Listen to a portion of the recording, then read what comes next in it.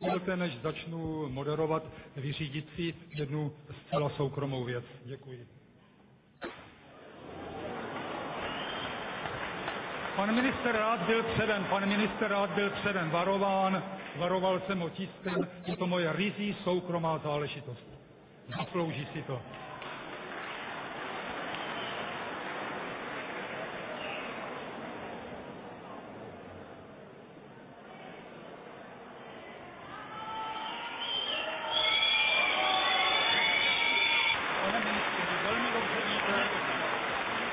Pane doktore, tady to vyřizovat nebudem. Vy jste mě napadl zbaběle ze zadu. Proč jste se mi nepostavil jako chlap čelem?